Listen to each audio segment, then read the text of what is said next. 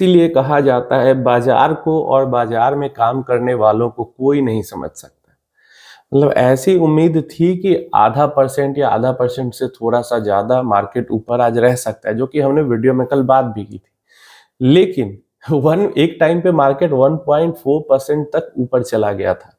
ये थोड़ा ज्यादा ही हो गया और आज तो ऐसा लग रहा था जैसे रिलायंस इंडस्ट्रीज ने अकेले ही मार्केट की बाजी पलट दी।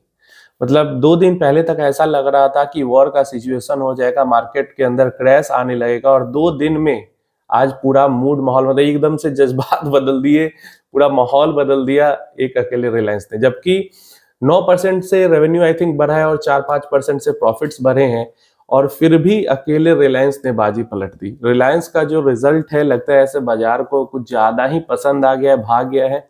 मतलब जो रिजल्ट्स आए हैं रिलायंस के या फिर L&T फाइनेंस के वो भी अच्छे थे, तो क्यूफर की अर्निंग्स इधर जो आ रही है वो थोड़ी अच्छी आ रही है, इसका मार्केट पे इफेक्ट हमें देखने को मिल रहा है।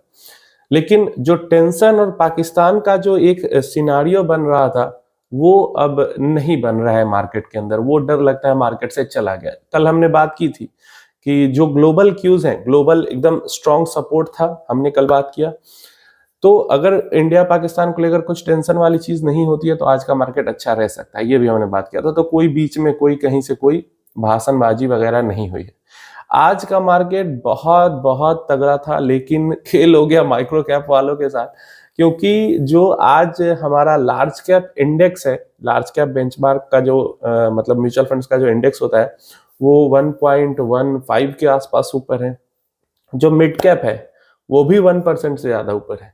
लेकिन जो स्मॉल कैप इंडेक्स है हमारा, स्मॉल कैप म्यूचुअल फंड का जो बेंचमार्क इंडेक्स होता है वो 0.65% ही ऊपर है, 1% तक भी नहीं जा पाया। और जो माइक्रो कैप इंडेक्स है हमारा, जो माइक्रो कैप 250 इंडेक्स होता है, वो तो ऑलमोस्ट फ्लैट है। मतलब जो भी खरीदारी आज हुई है वो सिर्फ और सिर्फ लार्ज कैप और मिड कैप में हुई है। मतलब टॉप 250 स्टॉक्स के अंदर में बहुत सारा पैसा आज उड़ेला गया है, और उसके नीचे के 250 स्टॉक्स में थोड़ा कम उड़ेला गया है, और उसके नीचे के स्टॉक्स में बिल्कुल आज खरीदारी नहीं हुई है। सेक्टर वाइज भी देखते हैं तो आज का जो सेक्टर लीडर था वो ऑयल एंड गैस था। रिलायंस के कारण 3% से ज्यादा ऊपर पूरा सेक्टर चढ़ा हुआ था। इसके अलावा सेकंड जो सेक्टर लीडर था वो हेल्थ केयर सेक्टर था। हेल्थ केयर और फार्मा के अंदर भी जबरदस्त रैली आई है। तो ये दोनों मतलब 2% से ऊपर फार्मा सेक्टर और हेल्थ केयर सेक्टर ऊपर थे। इसके अलावा PSU बैंक भी 2% से ज्यादा ऊपर था। तो ये 3-4 सेक्टर्स जो थे वो 2-3% ऊपर थे, और इसी कारण क्योंकि इनके जो इंडेक्स के अंदर जो स्टॉक्स है वो मेजॉरिटी टॉप 250 थोड़ा बहुत 500 तक जाते जाते खत्म हो जाते हैं, और इन्हीं के अंदर क्योंकि ज्यादा रैली आई है और इसीलिए लार्ज कैप और मिड कैप इंडेक्स ज्यादा भागे हैं, स्मॉल कैप थोड़ा कम और माइक्रो कैप बिल्कुल नहीं भागा है। पूरा का पूरा पैसा जो आया है वो सिर्फ लार्ज एंड मिड कैप के अंदर में ही आया है। तो कल जिनके पोर्टफोलियो में मिड कैप का एक्सपोजर ज्यादा होगा उनका पोर्टफोलियो 1% से ज्यादा जंप कर जाएगा। अब यहाँ पे एक चीज समझने वाली बात है, इसीलिए मैं आपको हमेशा कहता रहता हूं कि पैसा को रोको मत। जैसे अगर लमसम के लिए भी मोटा पैसा कहीं से आता है तो उसको 5-6 हफ्ते या 8 हफ्ते या 10 हफ्ते ज्यादा पैसा है तो बराबर बराबर बांट के डालते रहो, क्योंकि मार्केट किस दिन पलटेगी, कहां से पलटेगी, कौन से एक छोटी सी न्यूज पे भी पॉजिटिव रिएक्ट कर जाएगी और कौन सी बड़ी न्यूज पे भी जो रिएक्शन है। अब देखो ये सिनारियो समझो, जब मार्केट का माहौल खराब था तो छोटी सी खराब न्यूज आती थी तो भी मार्केट गिर जाता था।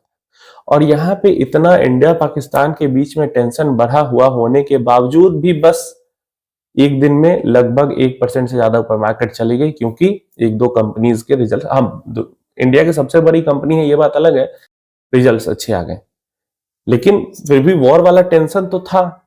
तो यही चीज होती है कि मार्केट को एग्जैक्टली प्रेडिक्ट करना, सेंटिमेंट के आधार पे हम समझ सकते हैं कि क्या हो सकता है, लेकिन एग्जैक्टली प्रेडिक्ट करना नामुमकिन होता है।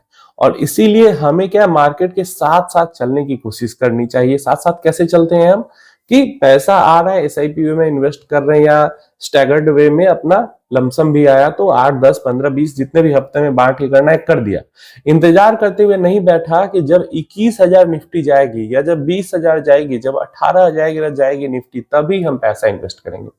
मुझे याद है, आपको हंसी भी आएगी, अभी ये चीज सुन के हंसी आएगी, लेकिन बड़े बड़े मतलब जिनके लाखों में सब्सक्राइबर्स हैं, ऐसे 2-3 यूट्यूब चैनल, क्योंकि 2020 के अंदर में मेरा यूट्यूब चैनल नहीं था लेकिन मैं देखता तो था यूट्यूब, तो बड़े बड़े ऐसे यूट्यूबर्स थे जो एकदम ताल ठोक के कह रहे थे कि निफ्टी 6,000 आएगी तभी मैं खरीदूंगा, नहीं तो नहीं खरीदूंगा।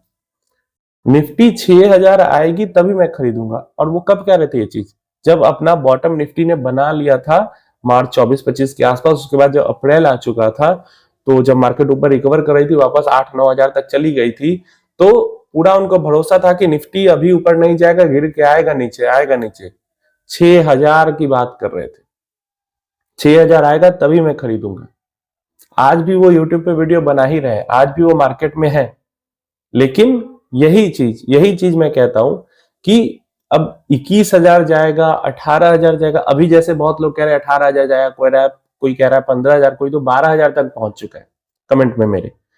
तो ये सब प्रिडिक्शन करने से अच्छा है एसआईपी में या लमसम भी है तो वीकली बेसिस पे अपना पैसा डालते रहो। निफ्टी को जहां जाना होगा वो जाएगी, आपकी सुनेगी नहीं।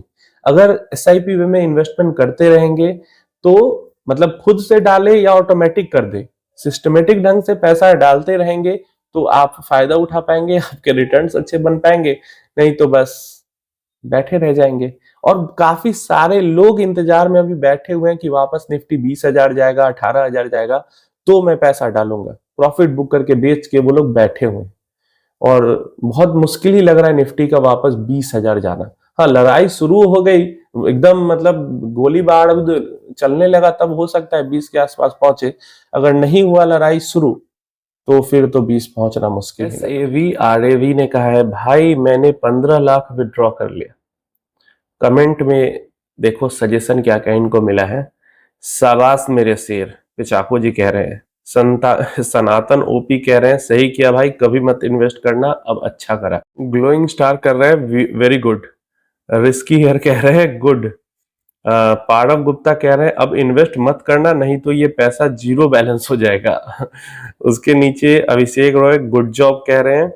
उसके नीचे कैट कह रहे हैं, बहुत अच्छा किया, तुम ही एक इंटेलिजेंट निकले। FII ने खरीदा बट तुमने बेचा, तो तुम बहुत इंटेलिजेंट हो भाई, बस किसी और को निकलने की एडवाइस मत देना।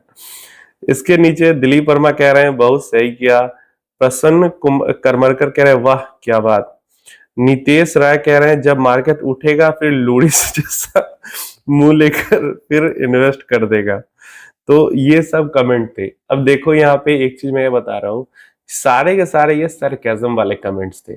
सीरियसली मत लेना अगर आप लोग देखते हो इस चीज को कि इसने पैसा निकाल लिया तो बाकी लोग कह रहे हैं बढ़िया किया, बहुत अच्छा किया, शाबाशी दे रहे हैं। ये सब सरकाज़म वाले कमेंट है। और मैं बोलूं, एकदम बहुत बढ़िया किया, पैसा निकाल लिया। बिल्कुल डालना ही मत पैसा। मैं भी कल के कल अपना पूरा पैसा विड्रॉ करके मार्केट से एग्जिट मार लूंगा। अभी सुबह में एकदम 8 बजे में विड्रॉल डालूंगा ताकि तुरंत मेरा ऑर्डर लग जाए 9:30-10 बजे तक। बिल्कुल मत करना इन्वेस्ट, पूरा पैसा जीरो हो जाएगा, बिल्कुल मत करना।